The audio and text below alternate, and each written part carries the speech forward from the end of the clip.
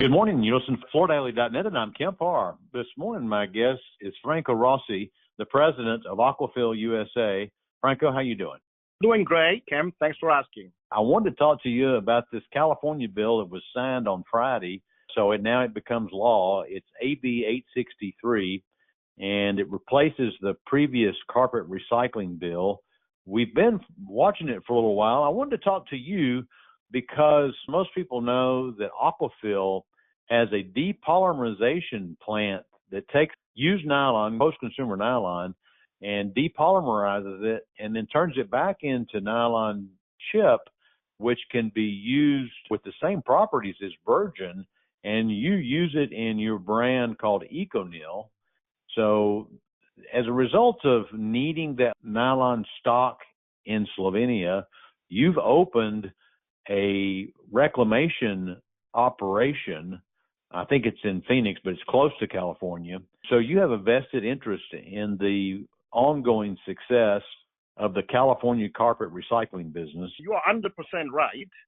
Aquafil started the EcoNil technology or process in 2011, so some 13 years ago now. And since 2017, Aquafil has been directly involved in processing and using spent carpet collected in California. The carpet recycling facility is in Phoenix, but Aquafil has 3 fairly large carpet collection sites in California. We sort it and bale it in California, and then that is being shipped to Phoenix for further processing. We have a significant presence in California. I should also mention your primary business. You are the largest supplier of nylon fiber as an independent supplier in the carpet industry, right?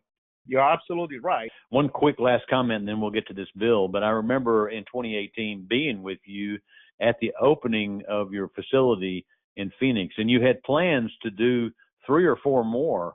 And what we're finding out is the economics don't work. You can't self-fund this thing based on the value of post-consumer nylon. So that was an education we all learned. So tell us about this bill. Yeah, we've been following that bill during its long process. It started last year in 2023. It has significantly evolved from the beginning to the moment it was signed into law by the governor. Initially, it was supposed to be a law which would revolutionize the recycling of old flooring in California. And then little by little, all other pieces has been eliminated. No artificial turf, no resilient, no pad, nothing else other than carpet. I have to say I'm a little disappointed about that because carpet is still the only flooring which is actually being recycled with difficulties, and because it's the only industry that has developed some technology to recycle the spent product that they make. The fact that everybody else, because they don't have that technology, they don't have a system in place, are exempted by this task seems unfair. You know, they can sit on the bench and wait for somebody to call them out and say, what are we going to do with your product at the end of the life? Having said that, certainly the current law is, we have seen several versions of this law about carpet and carpet recycling. There are some positives in it. One is what I just mentioned a minute ago. It indicates that, at least as a trend, that carpet needs to become a circular product. And it requires by, I believe, 2028, the first 5% of recycled carpet material to be incorporated into any new carpet made for California. And that's certainly a good step. It also indicates PET bottles they cannot claim credit for being a post-consumer material and being sustainable to be put into carpet. Let me hit back to what you just said. Sometime in the future, I don't know, 2-3 years from now, at least 5% of the carpet sold in the state of California has to be made from post-consumer material out of carpet in the past. So that's circular, as you said. And the people who are making PET fiber now using bottle stock can no longer claim, I've even heard, can't sell it in California, but you may be right that you can't claim that it's recycled material. They do not want the bottle stock to go into carpet. They want the bottles to go into bottles. So the California legislator indicated they don't consider good sustainable practice to put PET bottles back into carpet because it's a dead-end way. There's not been any solution which has been found up to now to recycle PET carpet back into PET resin. The only output is to use the fiber as a insulation material. The other provision, all carpet should pass through a sortation facility like the ones that Aquafil has in California to be separated, qualified, sorted out, and only the portion which would be considered unrecyclable will then can go to the landfill. Now, how is this going to be funded? Because up to this point, the consumer has paid, I think it's 80 or 90 cents a square yard. How does it get funded with the new bill? I don't think there is any significant change in funding. So the consumer, through a visible line, will pay for recycling of carpet. One provision which is in the law, which seems to be excessive to me, in that 8% of total assessment, which is probably going to be around $40 million.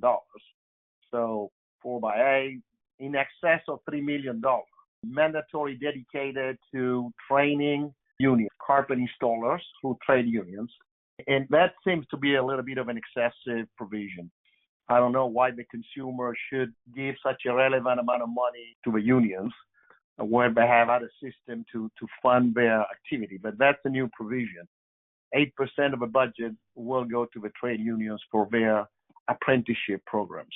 It's a carpet recycling bill, and they've got a provision in here about where some of the funding goes and specifically to what type of labor it goes to. So that is interesting. One other provision it does is it says that carpet back must have a stamp on it that identifies the ingredients. And that's supposed to kick in 2 years. So that's going to be interesting too, right? It's going to be interesting too. Of course, that would help. All right. One last question, Franco, before we run out of time. We said earlier that you're a supplier of nylon fiber to the industry. And, the biggest supplier of nylon fiber exited the industry a few years ago. Has that been good for business? Certainly the business has changed dramatically. Now most of the business is in the hands of the integrated carpet company, but they have their own fiber extrusion facilities. The business has shifted dramatically toward polyester. Before it was a nylon business mostly.